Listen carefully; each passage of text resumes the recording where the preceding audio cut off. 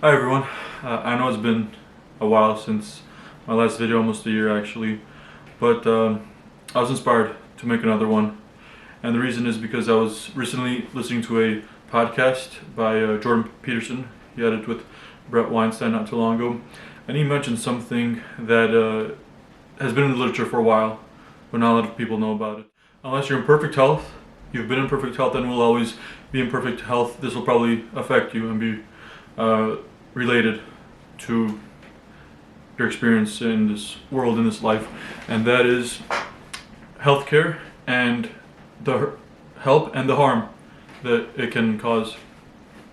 Specifically, and I'll put a clip of the video that Jordan Peterson speaks regarding this, and he mentions medical errors. I suspect if you did the statistics properly, I suspect that medicine, independent of public health, kills more people than it saves.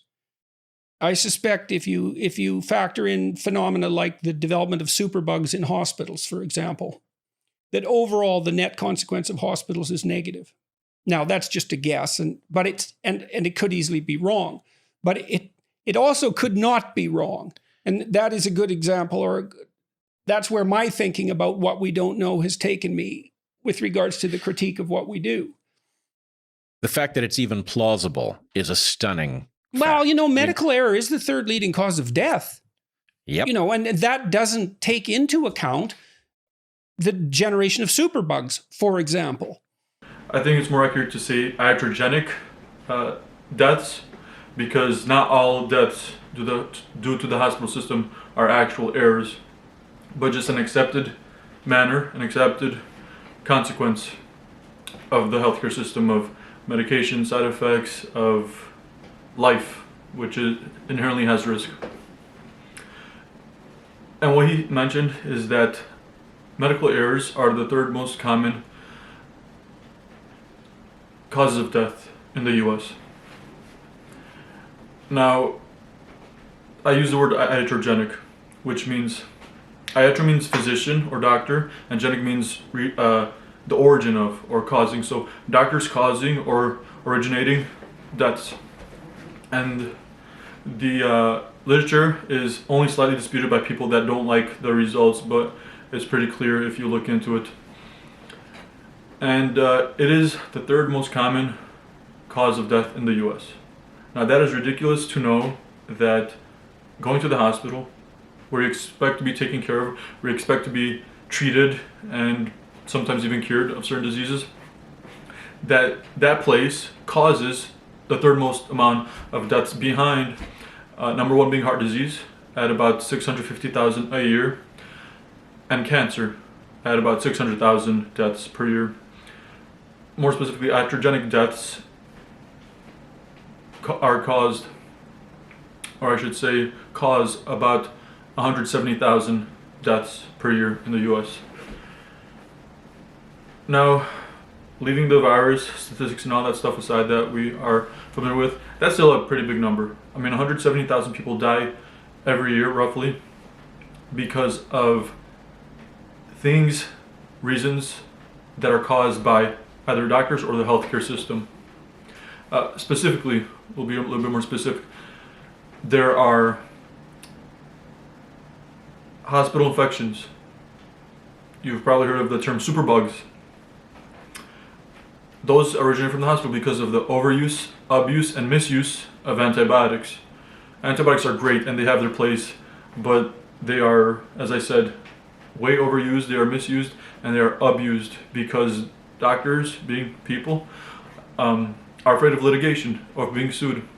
And so they will try to do everything they can to say, well, you know what, we did everything we could. We even gave this strong antibiotic, but these are the accepted risks and consequences of the antibiotics, that a small amount of the organism survives, adapts, mutates, and so now it becomes resistant to those antibiotics that it once was sensitive to. That's one thing. The superbugs, the hospital infections. When you go to the hospital, you expect to be clean, fairly sanitized, but the truth is, whenever you gather a whole bunch of sick people in one place, it's almost impossible to keep that truly sanitized. And while they do their best, This is also a consequence of going to the hospital. It is not a clean place because it's a place where sick people come. So just be aware that if you go to the hospital, unless you really need to, you'll be exposed potentially to germs, to microbes, to potentially drug-resistant organisms. Another thing is unnecessary surgeries. I won't go too far into that because it's fairly straightforward. Surgeries that were either unnecessary because it was an elective surgery, or because the doctor wanted you to have the surgery, and while it was maybe not necessary in terms of saving your life or saving life or limb, it was something that they thought would be an option you would like, and them giving you what I believe is often complete informed consent, you accept it. One of the things lower on the list of iatrogenic deaths is medication errors. It's just often nurses or doctors giving you either the wrong amount of medication, the wrong medication, or the right medication, the right amount, but in a incorrect route or incorrect way. And the reason this is important, as a side note, is because you can have the same medication, same dosage, but depending on the route it's given, whether orally or intravenously, it can have huge disparities in terms of its effect just because of the absorption and the metabolism by often the liver. And the number one reason within this umbrella of iatrogenic deaths is not medication errors, not unnecessary surgeries, not hospital infections, but taking prescribed, and here I'll quote it for you actually,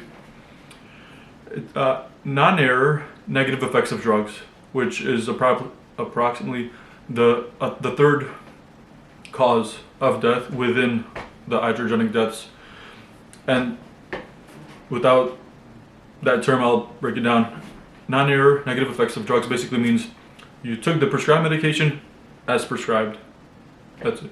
You took prescribed medication as prescribed, and as we all know, there are side effects and risks to taking medications.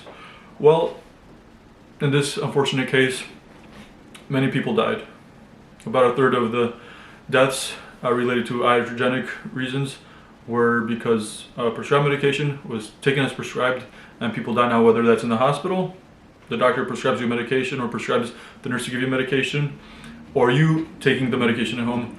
Now, I have stories where people took their prescribed medication, for example, ibuprofen or aspirin, which many of you may take for strokes, to prevent strokes or heart attacks. And because they took the medication as prescribed, it was still too much. Everyone's different. This is an important thing to understand, important principle, not just in medicine, but in life to understand it. Everyone is different.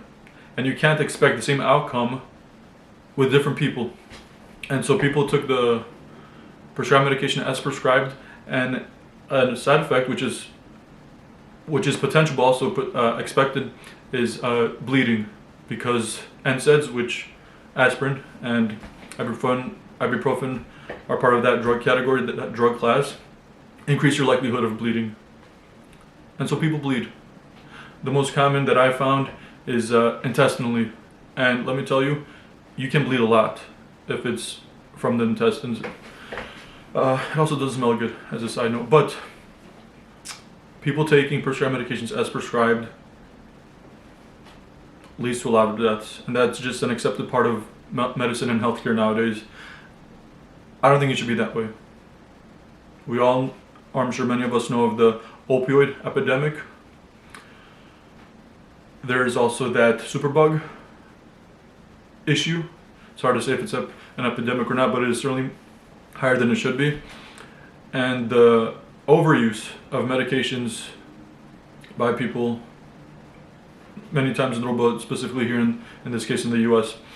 I read this statistic about 2 years ago, and I doubt it's changed. In fact, I probably think it's increased. That said, about 70% of Americans take one drug, and within, or among those 70% of Americans that take one drug, another 50% take another drug. So most Americans, if not many, take 2 drugs every day. Now listen, the human body was made to heal itself. If we take care of it through diet, exercise, sleep, not too much stress within our lives, our bodies are pretty good at healing themselves. The issue starts when we don't take care of them and when we start introducing abuse to our bodies, whether in the form of sugar, unhealthy diets, stress, smoking, other carcinogenic or just unhealthy habits, lifestyles, and choices. And the thing I want to emphasize in this point is that many of the things that contribute to whether our health or illness are the choices we make. And maybe for some of you that's a bad thing. But listen, that is not a bad thing. And the reason it's not a bad thing is because if it is our choice that's causing this, whether health or illness, it is also our choice that can lead and contribute to our health, to our bodies that are God-given, that we are supposed to take care of being healthy. So that, not just so that we do good and live long lives, but also so we feel good. I mean, this isn't just a cerebral or a intellectual idea or challenge, but if you are healthy, you feel good. You just feel like running. I remember when I was in college, so as an aside, most Americans, if not many Americans, are sleep deprived. And my experience was this, is that when I was a sophomore in college, I took about 4 days where I went to sleep. I was pretty much in bed by 10 p.m. And I didn't feel really different the first or second day, but by the third or fourth day of consistently going to bed early, I felt like I was in 6th grade. I mean, I had such energy. And the thing that was interesting that I wouldn't have guessed is that my memory was so much clearer and so much sharper. I was taking organic chemistry at the time. And for those of you that took organic chemistry, you know it's kind of one of the harder classes. And my willpower, my self-control, my energy levels, I felt like I was a kid again. So what I want to say with all this is be careful when you go to the hospital, and don't go to the hospital unless you really think you have to. Now, I'm not going to tell you not to go to the hospital. What I will tell you is that be careful when you choose to go to the hospital, because in the end, the choices we make are our responsibility. They are our choices. You have to decide for yourself whether it's worth it to go to the hospital. But I just want to inform you of the truth that while hospitals do help, and there is much good that medical advancements have done in this world, it is not without risk, and it is not without potential harm and hurt, because due to big pharma, the pharmaceutical industry, and its huge influence on medicine and medical school teaching and training and curriculum, it's become misused, and unfortunately many people have died and been hurt due to it. What I want to say with all this is be careful. I'm not saying I know more than the experts, but I do believe I know more than, or I should say better than a lot of them, because what they've been taught, what they know, has heavily been influenced by a industry that has an agenda, and that agenda is financial gain at your expense, oftentimes, unfortunately. I just want you to have truly informed consent, know what you're getting yourself into, know what's going on, and choose for yourself whether you're willing to take that risk or not. I'm a big believer in freedom, but I also want you to know that within freedom, there are inherent risks, and it's up to every individual to choose what risk they're willing to take or not take. With that said, until next time. One thing I forgot to mention, and I'll have the link posted below, is a link to an article posted on the CDC website. It's a study from 2019 that lists the causes of death within the US. If you look on page 8, they'll have what they call accidents or unintentional injuries listed as the third most common cause of death. And they, among other things, there's a subset that they refer to as complications from medical and surgical care, aka iatrogenic deaths. So they call it something else, but for those of you that are interested, the article is posted below and you can take a look for yourself.